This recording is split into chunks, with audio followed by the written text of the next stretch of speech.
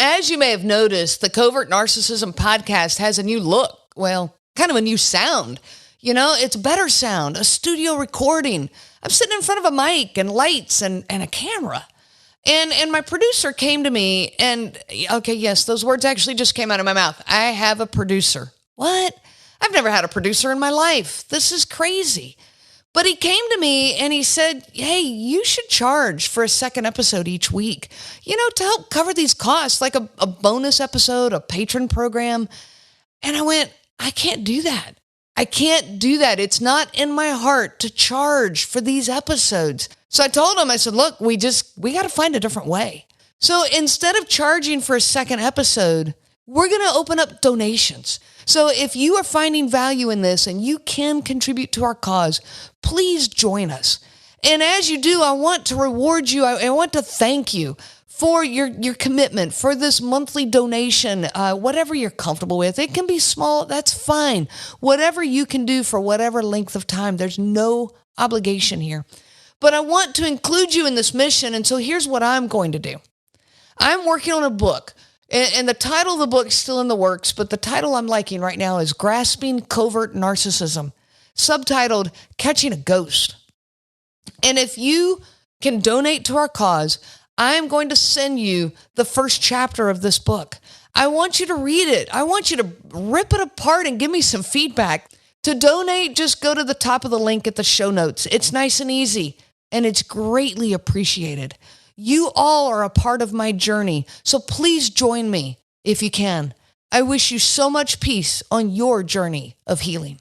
I remember trying to just get away from him. And for the first time, he held a door so that I couldn't shut the bedroom door. I was trying to get into the guest room just to stay there, and he blocked the door and held it. He was talking to me a lot about how he didn't want to lose me, and he'll do anything to keep me. And he was crying so much that I couldn't take it. And that's my weakness. He's upset. That seemed to matter more than if I was upset. Welcome to the Covert Narcissism Podcast. I'm your host, Renee Swanson. Today I have a guest with us. Her name is Jean. And Jean, I just want to thank you so much for being here with us today and for sharing your story with this audience. Thank you for having me. So let's get started. Give us a picture of your marriage before COVID happened, kind of maybe how long you've been married and what kind of the emotional state that you were in, or how you thought, or your perspective maybe of the marriage at that point. At that point, I had been married. This was 2019. I was married about 14 years. And I had been working with a therapist for a long time. And it took a long time for us to get to the point where I realized that this wasn't my fault. That's what the therapist was helping me to realize. And we decided to sell the house. And in the process of selling the house, I remember having a nightmare that our house was surrounded by water and I couldn't get out.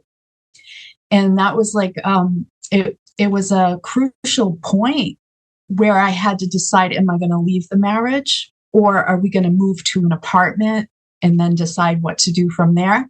So anyway, what I ended up doing is I kind of bought into his, I'm going to change, I'm going to make things better. So I moved to the apartment, and we were in the apartment for about 9 months, and then COVID hit. Oh, wow. Okay. So this was all before COVID. So you were already working with a therapist. You were already questioning things. I was already questioning things, and the therapist was encouraging me to get out of the marriage at that point. It was a good time. We decided to downsize our house because it was too big. Mm-hmm. So it was the perfect time because everything could be split up easily. But then I decided, I believed that he was going to change. So we got this apartment, and we lived in an apartment during COVID, and it just became it feels like the darkest point in my life other than living with my parents as a child. It just felt very similar because I was trapped. There was nowhere to go. Like Right. my business shut down for 3 months, as a lot of businesses did. You couldn't socialize. So it was like I had nothing to distract me from the pain of the marriage. Mm-hmm. I kind of tear up just thinking about it, because it was like, I don't know, you feel sort of like, I felt like a prisoner, and I couldn't really talk to anyone about it but my therapist, because the pain was all these little things, which became a little bit bigger during COVID. But I felt like I couldn't really share it with anyone, because they would think, oh, that's nothing, or, why are you getting so upset about that? And there were just more and more things to feel upset about. Because like I would give an opinion on something on the news, and he called me anti-American if I thought another country was handling it well. And I remember just at that point, I was like really starting to realize, wow, this is not me, because that's insane. Like, I am like not like that at all. Like I don't judge, you know what I mean? Right. I'm just not like that. So he was putting his opinions of whatever, but he was putting his opinions onto you. Yes. And he was upset because I didn't believe what he believed, and I wasn't, agreeing with everything that he thought. And he just became angrier and angrier, because of everything that was happening in the world gave him more reason to be angry. So the anger amplified within the house, because he just had more reasons. And I just remember trying to like just get away from him. And for the first time, he held a door so that I couldn't shut the bedroom door. I was trying to get into the guest room just to stay there, and he blocked the door and held it. And I was like, wow, there's something really wrong here, because that's like imposing on my right to have my space and safety. So you had never seen any sign of that before? No, not physically blocking a door. And he had been just all those little things that you talk about, the tiny paper cuts, the invalidation, and the just not like disagreeing with whatever you say. So you just feel like anything that comes out of your mouth is wrong. It's a constant invalidation. So before COVID, did he have any idea that you were thinking about leaving the marriage? Yeah. Because before we sold our house, he was talking to me a lot about how he didn't want to lose me, and he'll do anything to keep me. And he was crying so much that I couldn't take it. And that's my weakness, is I look out for, like, if he's upset, like that seemed to matter more than if I was upset. Like, I can't stand seeing somebody like in so much pain. If I could just say, okay, I'll stay and everything's good. Yeah. So, yeah. Yeah, that's the fix it mode. That's when people talk about what's fawning, the fight or flight, freeze or fawn. That fawning is when we instantly go into taking care of their feelings and doing whatever we need to do to take care of their feelings at the sacrifice of our own. Yeah. Yeah.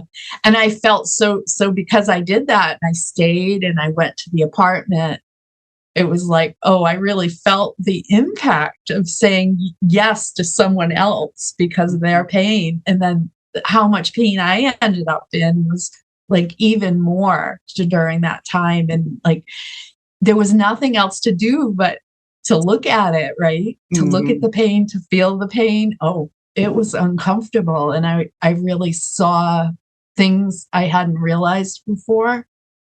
Okay. Yeah. And well, it brings everything to the forefront when you don't have the distractions. Yeah. You like mentioned distraction. Right. Yeah. Yeah. Like at work, I could engage with nice, friendly people. So it was like, it kind of uplifted me, but I didn't have that. Yeah. Yeah. Okay. So after COVID, where did things go next for you guys? Um, I still am working on not getting pulled in. Okay. Like it's kind of embarrassing to me at this point that I still get pulled in, but I do. Yeah. And can I say you are not alone in this? And this is something that I do want people to hear. Okay. It is very easy to be on that yo-yo of, are they going to change? Are they going to get better? Are we, that yo-yo back and forth, because we so badly want to believe that they're going to be better and that the marriage would be okay. Yeah.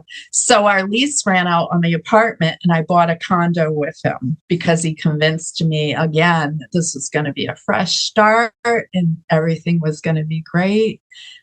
He was going to change because he knows how much he hurts me and he knows how much he really needs to change and treat me better and respect me. And he would keep saying, I want to be better. I want to be better. And he still does that. Okay. A lot. Yeah. So looking back from where you are now, looking back to where he committed to make some of those changes back before COVID, has anything changed? I think he can act nice longer. Like he can be on his best behavior longer until something impacts him. I think he knows that my drive to leave is stronger because he'll maintain himself longer, like be on the best behavior. And it used to be he could only behave for like 2 weeks, but it can go on longer. Okay. Like I had an incense, like this was about a year ago, that I wasn't as like firm in my need to be treated respectfully. And I had like an incense lit and he came downstairs and he was screaming and he's all upset. He's like, what is that smell? And just like all those reactions, those strong reactions, he keeps them kind of under the radar now. They're not appearing as often, is what I'm noticing. But as soon as we like get on the highway and there's another car there, he kind of explodes. And then he looks at me because he knows that's been one of my problems, is like driving with him in the road rage is really hard to deal with, because I just want to like relax. I don't want to be stressed in the car. Mm-hmm. And so he looked at me and immediately he knew that he shouldn't have done that. Yeah. But so he's got more awareness to keep it down, but I don't think he's dealing with the root of the anger, Sure. Yeah. Well, on some, we talk about the roller coaster of the ups and downs of these marriages, the love bombing to the anger and the either the silent wrath or the explosive anger. And for some, when they pull away in the marriage or pull away in the relationship, that roller coaster can get faster, like it's going up and down now on a daily basis. For you, you're saying the opposite, that he realized, okay, I mean it, I can't take this anymore. And so instead, the roller coaster has become slower, where further, the good behavior is lasting longer, as opposed to the opposite of that. Yes, but for the first year of me talking to him about being needed to be treated respectfully, the roller coaster sped up. And I was on like this fast ride. So initially when I changed, it was that up and down. And I'm like, holy cow, like it's just going so much faster that it was painful. Yeah. Well, it helps you to get your eyes open. Now that the roller coaster has slowed down, what's the effect that has on you? It's less stressful, because I'm not getting his explosions. But at the same time, I'm realizing it's not a fulfilling relationship, because if I want to share my growth or something that's happening for me, I'll share it with him and he'll immediately start talking about, well, this is what's going on for me, or this was what happened to me, and kind of relate it that way. It becomes about him instead of, oh, I just wanted somebody to sit with like what I'm doing, what's going on for me right now. I just wanted like a little bit of validation, a little bit of, even like you talked about this, you don't get the head nods. And you don't get the, Yep. Sometimes like I talk and there's complete silence. Yeah. And it's like talking to a void. It is like talking to a void. Yeah. Yeah. Yeah. So I just feel like I need, like, even if there isn't the roller coaster, the fast roller coaster and the intense reactions as often, I feel like I need a relationship where there's like mutual sharing and caring and validating and understanding. And I don't think he can do that because I don't think he's going to do the deep work necessary to be able to bring that to a relationship. So that's scary. That's scary, like, to admit that, because because denial is like easier in a way, because you're just thinking like it's gonna magically be better, but then it just never feels right with him. It just never feels fulfilling. Yeah. Denial is one of the stages of grief. And so honestly, I realized in my own marriage, I was living in grief and didn't even know it because I was living in denial. So I had already entered into the stages of grief, just convincing myself that things were okay in the marriage. Mm. Yeah. Yeah. Yeah. It's a way just to feel better when you're going through so much grief. Yeah. Yes. So when the roller coaster spreads out like that and you've got longer periods of okay behavior or at least neutral behavior, does that make it harder to really truly recognize what's going on? Does it confuse the situation and not, or it allows you to get hooked back in a little easier? It does. And that's what I'm noticing lately is like my heart is a bit hooked into like, oh, maybe it wasn't as bad as I thought it was. Mm-hmm. Maybe I was overreacting. And that's where I start to turn it back on me and think that, like, not trust my own feelings about it. Right. Yeah. Because I'm like, it would be a dream if I didn't have to end my marriage, Right. No, nobody wants to go down that path. And so when people are, meet with me and they're saying, that's just not the path I want to take, I understand that. And if you can get to a point where this can be a fulfilling marriage, great. But that's part of why I ask is when you look back now before COVID and then being through COVID, did anything ever actually change? And so that's one of those questions. Yeah. It hasn't. It hasn't, because the same attitudes and the same anger is underneath everything. Like I can feel it with him. Yeah. Like, yeah. Like, I don't think it's just going to go away. It never just magically goes away. Yeah. The anger gets more covered, it gets more protected, or it gets more explosive. Like you get all kinds of different, the roller coaster gets faster and we get more explosive. When it spreads out, like what you're talking about, it gets more passive. And so it's this underlying like silent wrath. And that's what you're feeling. But it's so passive that it can then cause you to go, well, maybe I'm not seeing this right. And so a lot of more self-doubt can definitely come in when that roller coaster spreads out like that.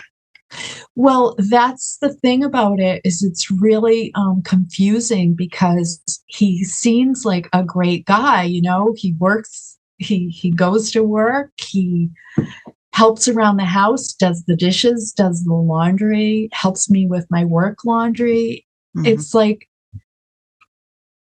it looks great. Yeah. Yeah. But then he spends all his time invalidating you and telling you that you're wrong. And that's painful. That is painful. And I don't even sometimes I don't even think he realizes it. And I start to spend a lot of time getting him to realize that he's not responding to me. And he's like, when exactly didn't I answer you? Right. Which doesn't work either. No, because I don't want to have to like figure out an example. It's like, I want you just to take my word for it. You didn't answer me. Like, and spend some time self-reflecting, which they do not do. So that's the missing piece. If he can't self-reflect, I'm spending all my time trying to get him to understand how he's behaving. Right. And that's an awful lot of energy. And it does feel like I'm doing both sides of the relationship. Well, you are. For the emotional, at least the emotional piece of it. You are doing the work for both. And when they hook you back in, they hook us back in because we really want the relationship to work. And so we dig back in to do the work for both again until we reach that level of exhaustion again and go, I can't keep doing this, and realize that you've been doing the work for two.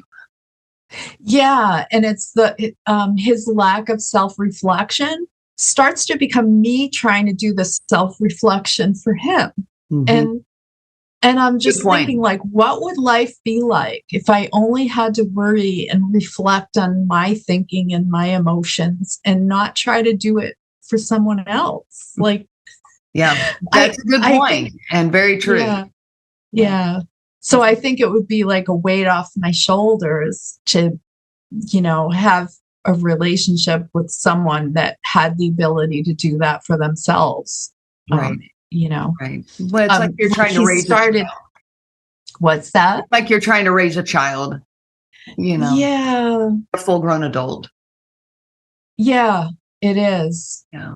It is. So for those out there listening, to close this out, do you have anything that you would want to tell my audience they're in the situations that they're in, they're listening to your words. What would you want to leave with them? Trust yourself and how you feel and what you think before anything else, before what they think or feel or need. Just really trust yourself and try to move in the direction that leads you in. And that's what I'm trying to do too. Okay. Thank you so much for being here and for taking time out of your day to share some of your story with this audience. Thank you so much. I enjoy your podcast. Thank you for doing this. You're so welcome. All right. Have a beautiful day. Thank you. You too. You have been listening to the Covert Narcissism Podcast with your host, Renee Swanson. Be sure to check out our website at www.covertnarcissism.com. There you will find many resources just for you to help you on this journey. You can also reach out to me by email at Renee, RENEE, at cnglifecoaching.com. Those letters are CNG, as in Covert Narcissism Group. I do look forward to hearing from you. I wish you so much peace on your journey of healing.